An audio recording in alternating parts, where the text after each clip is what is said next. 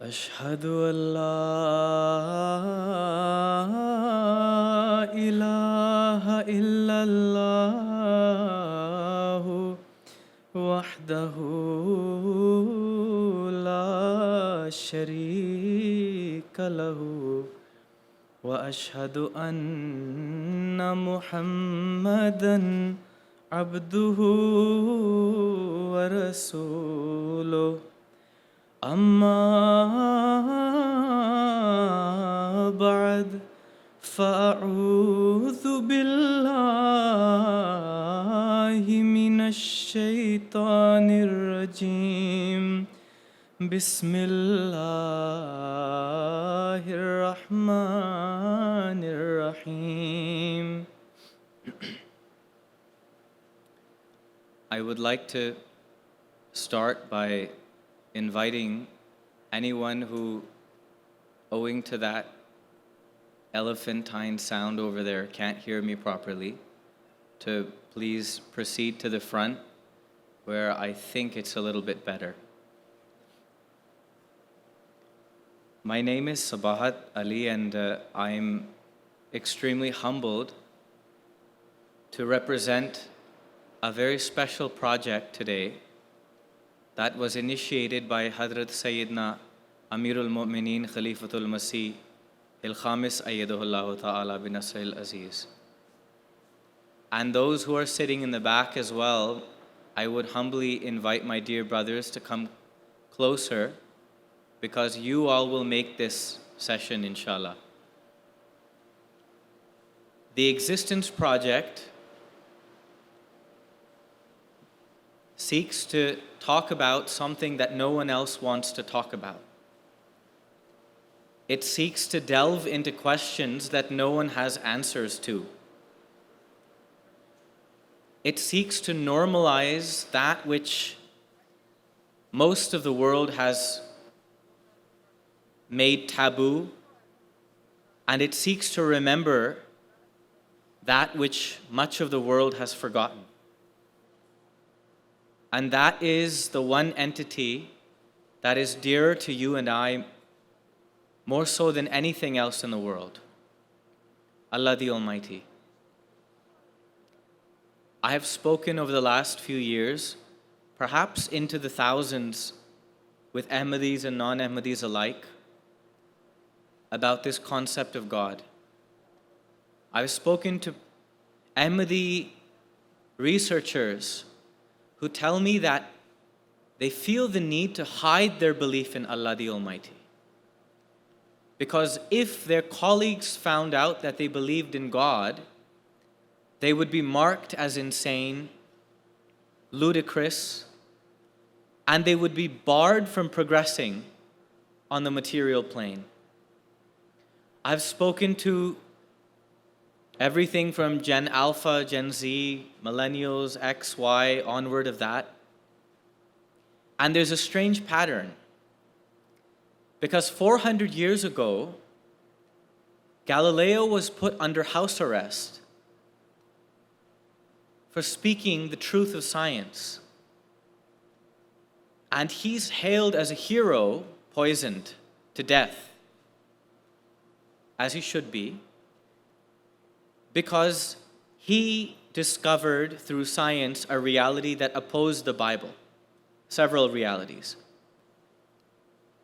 But the greater death on that day was upon the mouth of science, upon the mouth of conscience, on the ability to profess what it is that you believe is the truth, when it goes against the grain, when it opposes what the majority believes. And how tragically ironic that 400 years later, those who want to say that we believe in Allah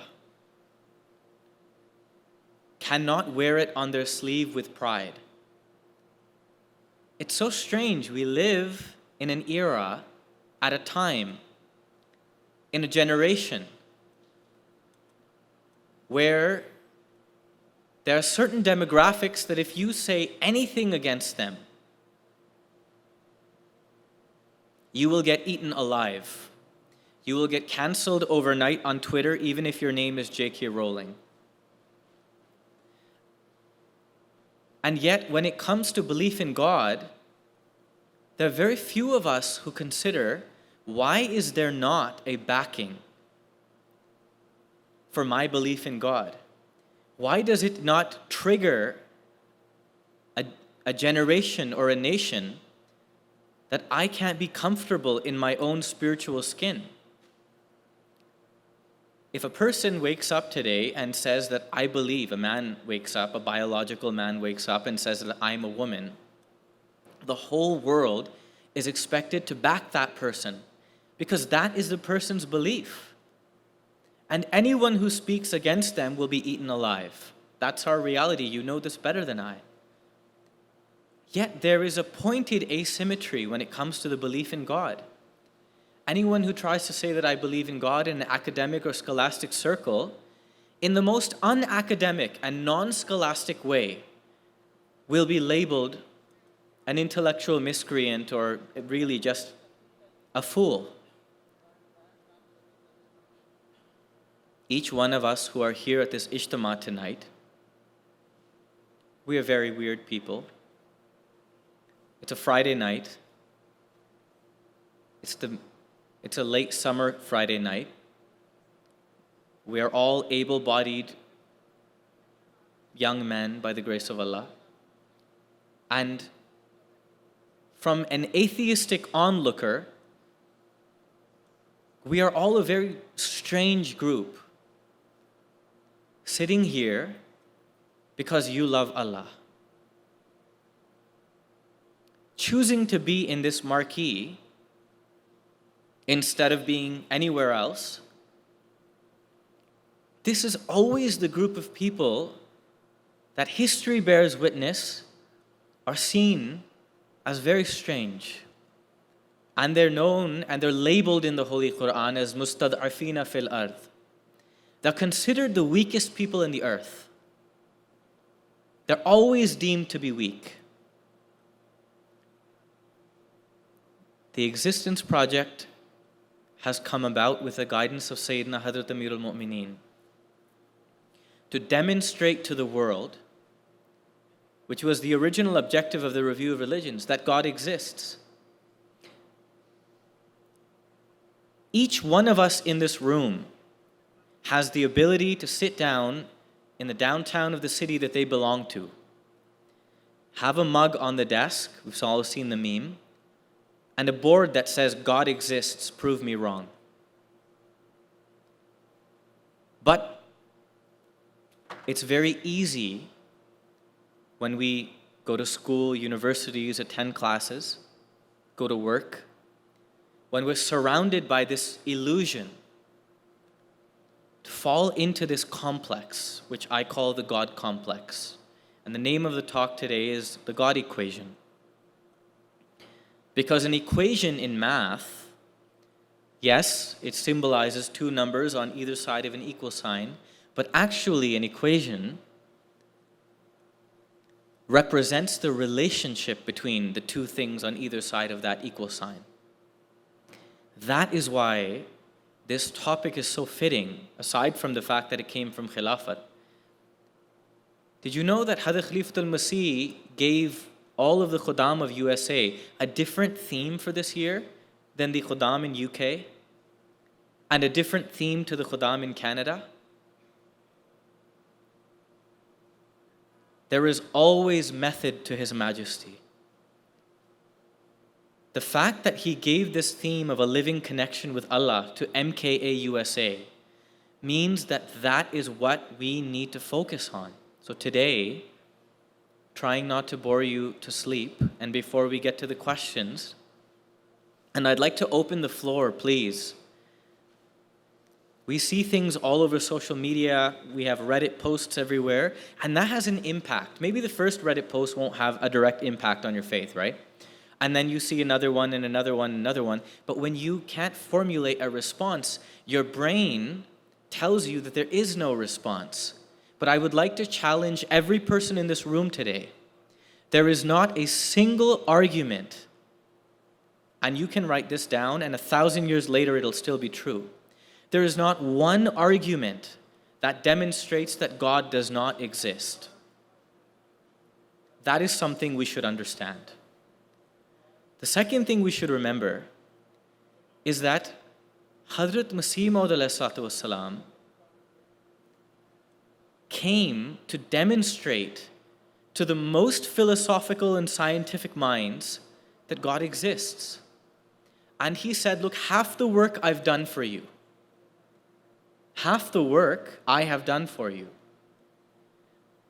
The rest, the second half, I leave to those of my dear brothers who will come after me and who Allah the Almighty shall grant knowledge of the English language. Today, if you're here and you know English, then you and I are those people, as unworthy as I can speak for myself, I am. I'd like to share a few stories to just demonstrate the power of prayer.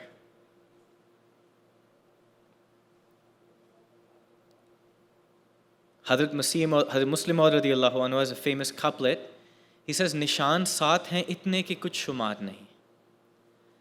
We have so many signs with us that we've lost count.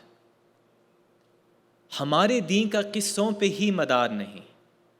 Our faith is not based off of ancient fables. Once I asked beloved Huzur, I've shared this story in various regions. In a mulaqat, I had the honor of asking beloved Huzur that, dear Huzur, at that time I had just completed my thesis on Jamaat Ahmadiyya's response to new atheism, Dawkins, Dennett, etc. And I asked beloved Huzur, Huzur, can you share something with me? Something secret between you and Allah the Almighty. In Urdu I asked. And beloved Huzur remained silent for a moment. And then he said something that profoundly impacted the way that I see my own spirituality forever. And these words fell like thunder upon my heart, and I pray that they will help you as well as they've helped me. He said, तुम भी तो अल्लाह ताला के साथ कोई अपनी कहानी बनाओ. You should also form some great tale with your Creator. After all, people in the field, at that time I just graduated, they're going to ask you about your story. At that time, after reading about maybe the top 35, 40, skimming through the main, I would say, not cover to cover, of the top atheistic books, and then going through our literature, I thought the victory is in these arguments. But Hazrat Khalifatul Masih, in saying these words, got me thinking about the fact that on the day of judgment, when I stand before Allah the Almighty, the only story that will help me is mine. You and I don't know tomorrow who will be leading whose janazah. We're here one moment and the next moment we're gone. And it's a very cold reality. For a long time, when I was junior high and high school, I would walk through the halls of my school and realize that, 50 years later, no one's going to care that I went here. These walls don't care. There'll be a whole new bustling generation. I literally won't matter to anyone. And it is in the finitude of life that we understand the infinity of God. So on to the stories. When I was first posted in British Columbia, there was a 3-day conference at the University of British Columbia, up north in Canada. If the knowledge of Canadian geography is as good as Jimmy Kimmel shows it to be, then most of you won't know where that is. So anyways, it's in what you guys call the West Coast. I'm from Canada. I'm trying to acclimate, learn your ways. At that time, the University of British Columbia is a very reputable university for a land of reindeer and igloos and timbits. And we got 5 minutes in this 3-day conference. It was a big deal. I remember the Jamaat telling me, and I was like, how is this a big deal, apparently? It was a 3-day conference, and the topic was on extremism, tackling the issue of extremism, but they invited all religions. So they were like, they approached me, and they were like, Missionary Sahib, it's a big deal. We have 5 minutes to introduce the Jamaat. I was like, there's a 3-day conference happening, and the topic is on, extremism and the pathway to peace, And I was like, how can it be that anyone else's words should be represented here than the person who has been inviting the whole world to the pathway to peace? Anyways, it's a long story. I'll try to keep it short. People were joking to me that I'm going to say I try to keep it short and I'm not going to keep it short, so I guess you were right. I wrote one letter to beloved Huzur. I have this all documented. Every email, time, everything. That's why I'm sharing this story, after checking everything for accuracy.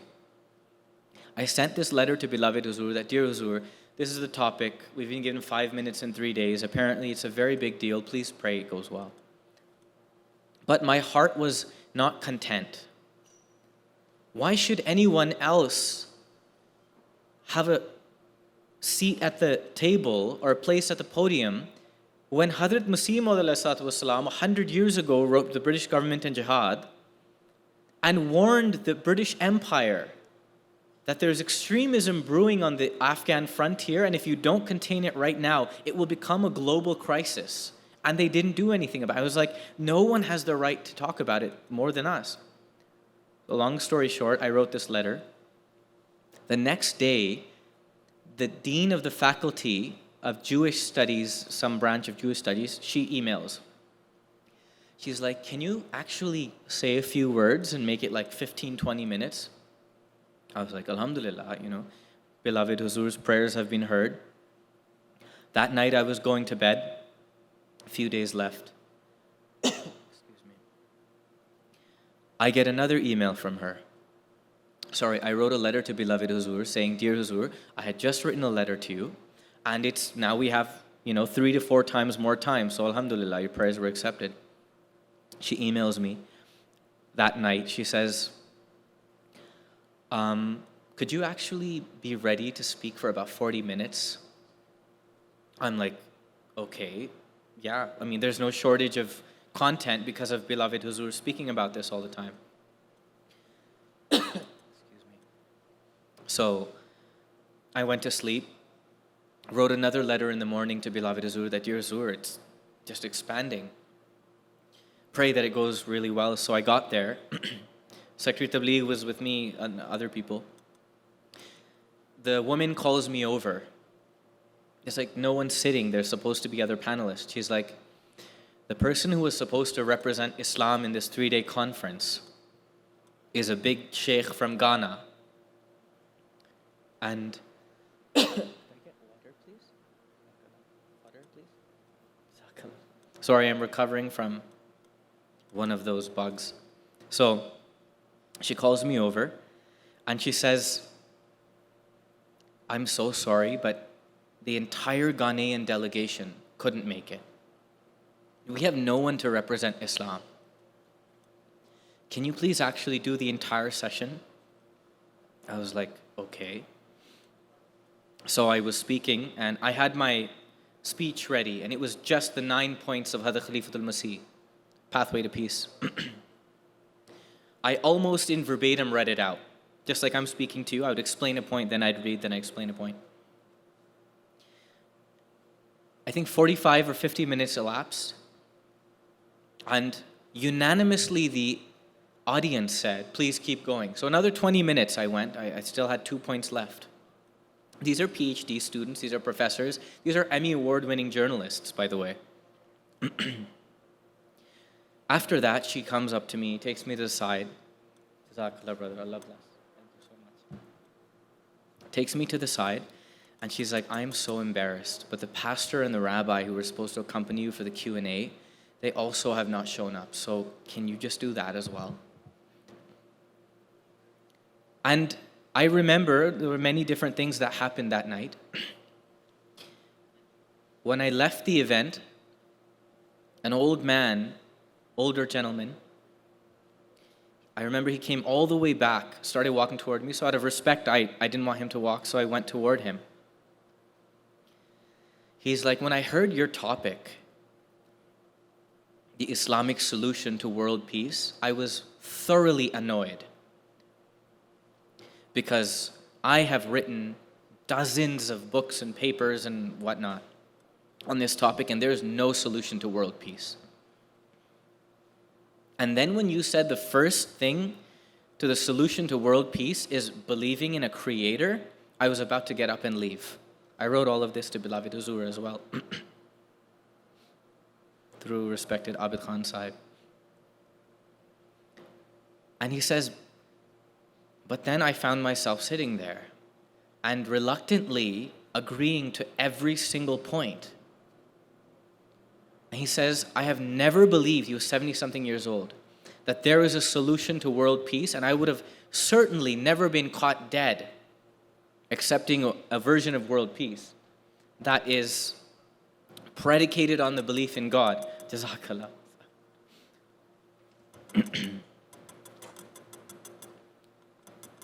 But if anyone's going to do it, it's going to be this caliph of yours. This is just one story. This is a group of people who have very little to do with God. And this is just 9 points that Hadith Khalifatul Masih has made and the impact that it has on people. I had non-Ahmadi Muslims come up to me and say that we have never seen Islam represented so strongly. And I joked to them that Islam was the only one being represented. But apparently there had been other presentations in the morning and everything like that. This is just one example. All I'll leave you with in the next 3-4 minutes is that if you think that you have come into this world just to be an average person, then you are mistaken. Hazrat Masih Maud ﷺ, he's expressed in a speech of his. He says, people say, how am I going to become a saint? Log kehte hain ki maine kya wali banna hai? He would say, मैं तुम्हें बताता हूं कि इंसान ने वली बनना है. I tell you truly that the whole purpose of human beings is to become a friend of God. The Existence Project is there to empower first and foremost Ahmadi Muslims around the world and remind them that it is not too late to discover God. The Holy Prophet ﷺ once said that God said to him, please listen to this carefully. The Holy Prophet Muhammad ﷺ once said that God said to him, tell mankind that if you expect anything from me other than my mercy, then you do not really know me. We fall into this illusion that people are not looking for God. People are desperately searching for God, let me tell you. And how unfortunate if we who have Allah the Almighty keep it confined to our prayers and we don't bring it up. I'd invite all of you, please, to start thinking of questions. Otherwise, I'm going to have to keep going. And please ask whatever questions you have. We read everything on social media. This is a platform where Hazrat Khalifatul Masih has instructed the Review of Religions to create content for people like you and I.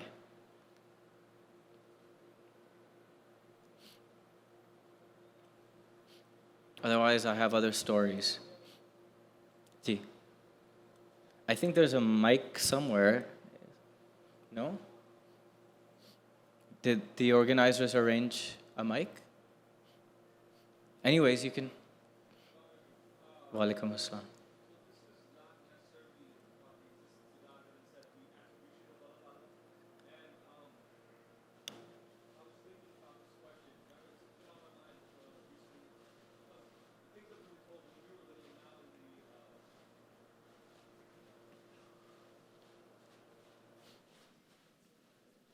Asim Sahib? Is it? Acha, he's turning it on.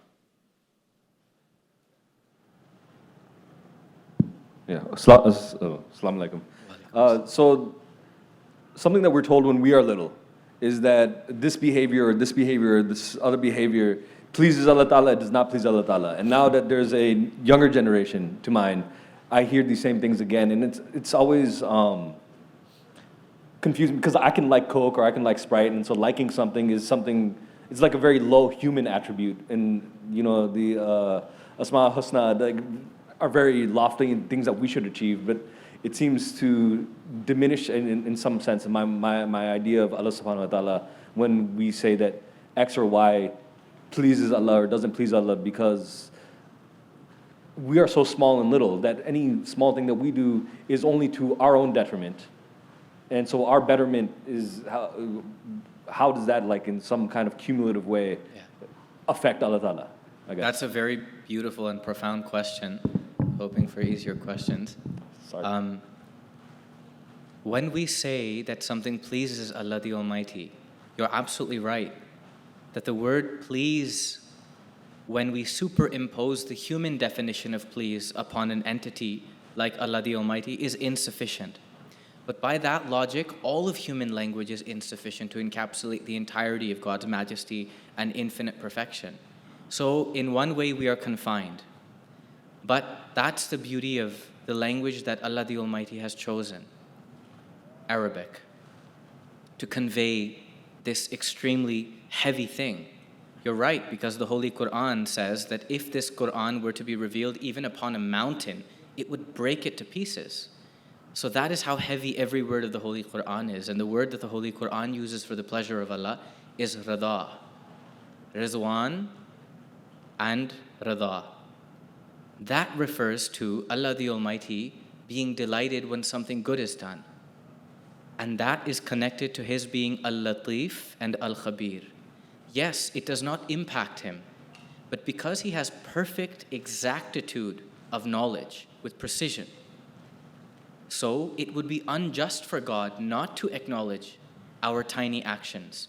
Otherwise, all of humankind could reach the level of prophets and it would not add to the kingdom of God, as you've said rightly, nor would it subtract from the kingdom of God.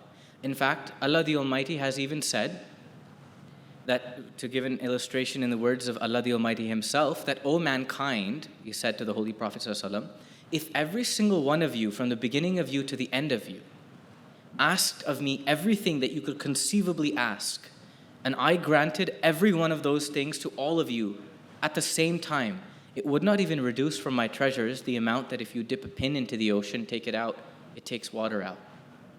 So you're right that it would not reduce in any way. But Allah the Almighty is the most compassionate. And He is also ash-shakur. So that means that He appreciates every effort. And that's the subtlety and sublime nature of Allah the Almighty. Imagine if God Almighty said that, well, no matter what you do, it makes no difference to me.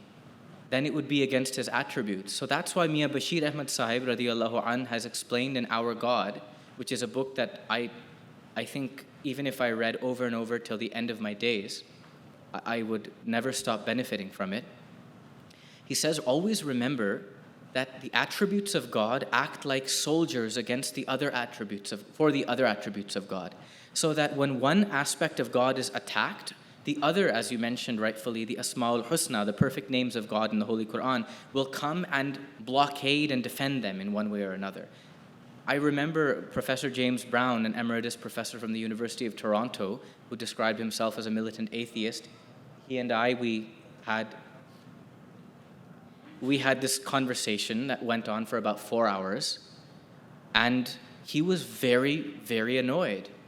Because every time he would bring something up, I would agree with him. I'd be like, you know what? Yeah, you're absolutely right. It's terrible what it says in the Bible about justice. And actually, what you're saying, Mirza Ghulam Ahmad of Qadian ﷺ already said that in a much better way with many more arguments.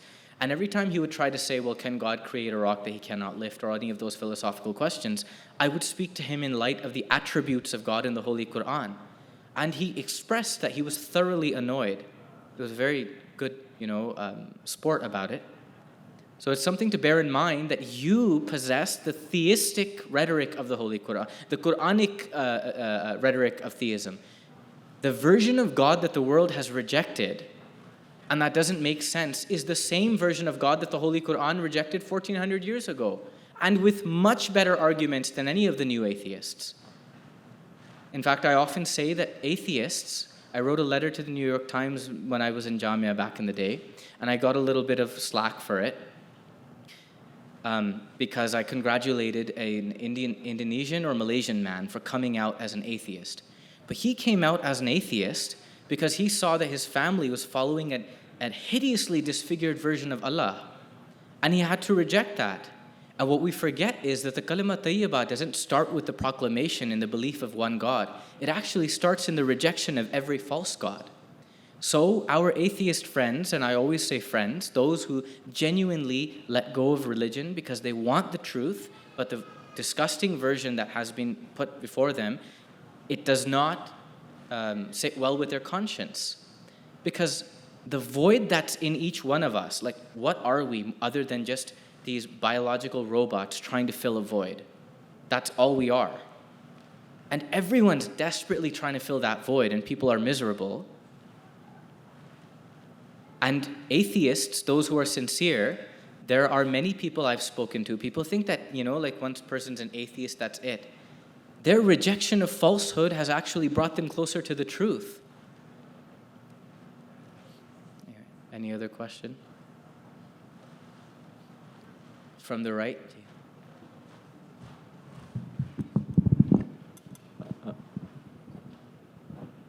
Assalamu alaikum. Walaikum assalam wa rahmatullah. My name is Mudassir. I have a question about, I guess, spiritual experiences, I guess. So when you have like a spiritual experience, what's a way to identify it as an actual spiritual experience from God rather than something from your own, like your own mind tricking you into believing this sort of thing? Because so you hear stories about Christians having like spiritual experiences, seeing Jesus in their dreams and stuff like that. So what's a way to distinguish a true spiritual experience from something that is something you just want to see? Jazakallah. Well, the questions aren't getting any easier. This is something that we cannot answer. But fortunately, we have the promised Messiah, alayhi salatu wassalam. He has come and exhaustively answered these questions in pristine detail. I'll come to the second half of your question afterward. The first part, how do we know that some experience is from God? I just want to make this clear because I actually get this question a lot. We do not deny that the brain, in all of its electrical, spongy, gray matter wonder, recycles memories when we sleep. We do not deny the mechanistic techniques that the subconscious mind uses to deal with different matters and situations. We do not deny that sometimes, very often actually, more often than not, we see things in our dreams that we want to see. So that is all understood. In fact, the Holy Quran talks about that as well. Adghathul ahlam. Just the general dreams that are our own jumbled up thoughts being recycled. That is what the Holy Quran calls the spiritual experiences of those who do not believe in Allah the Almighty at all, and they have become, as the promised Messiah ﷺ explains in Malfuzat, like a tree that was bent to begin with, and it just kept growing in the wrong direction. And then they superimpose their own thoughts, so they see Jesus and whatnot. Now, about ourselves, Hazrat Masih ﷺ has set a very high standard. He says that you cannot truly know that something is absolutely from God unless it is made very, very clear to you. And the recipient is often the best person to know whether or not that thing is from God. The other thing that one should always bear in mind is that how many times, this faculty of dreams, just like some of us, like when I went to Sierra Leone, there were people who were building the mosque who were basically like, all of them had 8 packs and all they ate were carbs. And I didn't understand how that was possible. But some people are genetically predisposed with some physiological benefits or the opposite. Likewise, some people are predisposed and God gifts them with the propensity or the proclivity to seeing true dreams, and that's something that they see all the time. And that does not have much to do with their faith in God.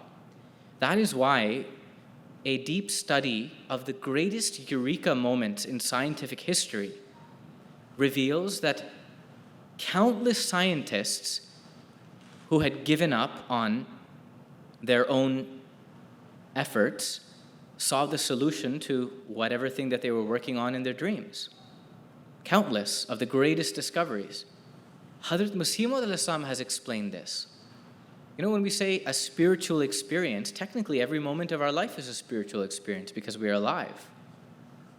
And we have a spirit, and we're experiencing. But what we're asking about usually is those higher grade experiences.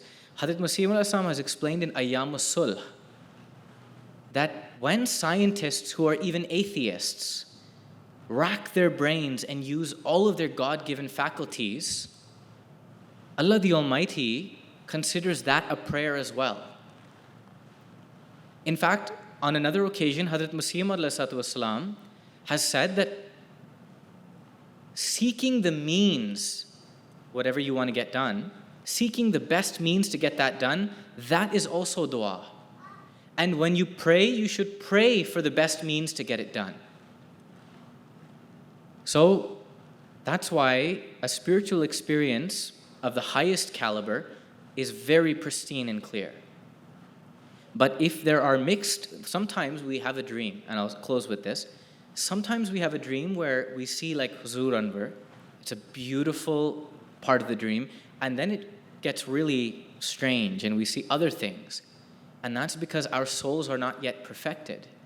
So the light that we possess within our soul receives a part of Allah the Almighty's light, and we see good things.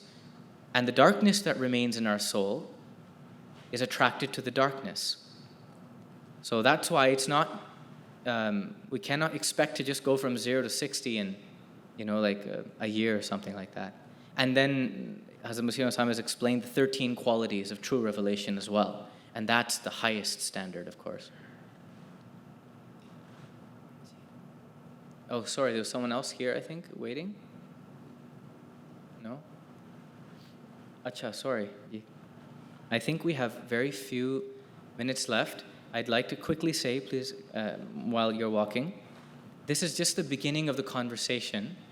Please reach out to myself after this. I'll be around, and let us know at the Existence Project what kind of content you want, and share your stories with us. Hazrat Khalifatul Masih has instructed the Existence Project to collect the stories of all the Ahmadis around the world. Because if you're an Ahmadi, then you are writing your story with your creator. Ji, Assalamu alaikum. The atheists, they ask, what is the hard scientific proof that God exists? And like they say, the burden of proof is on the believer who claims God exists. And recently I read this article that the Big Bang may have not happened. Like they launched this new satellite which suggests that the Big Bang may have not happened. I just read that a while, before I came to the trip. But so what is the scientific evidence, like a lot of atheists ask? Yeah. Jazakallah. Two unrelated but very interesting and important questions. The first question, I'll try to get through this as quickly as possible. I think we have like 6 minutes left. What is the empirical scientific evidence that God exists?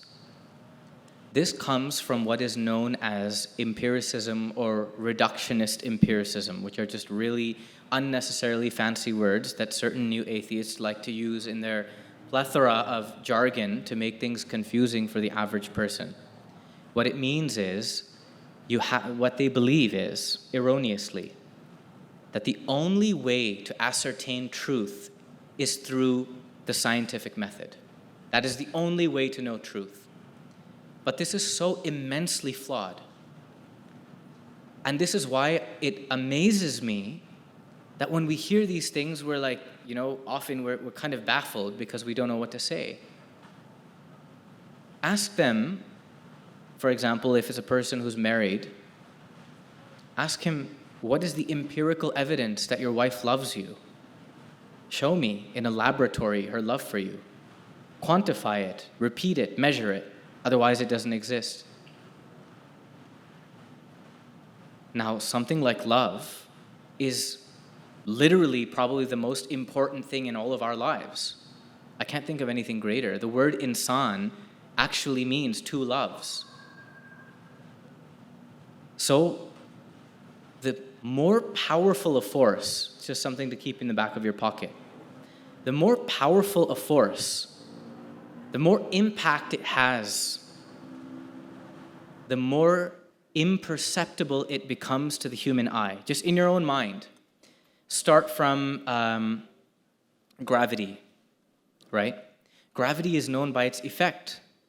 If you don't see the relationship between an object that possesses mass and another object that possesses greater mass, you will never be able to empirically demonstrate the existence of gravity. So likewise, here we're saying that there's something on the other end. That's God. And we will demonstrate God to you through our connection with Him. The other thing is, this idea of science is confined to time and space. This is the second huge error.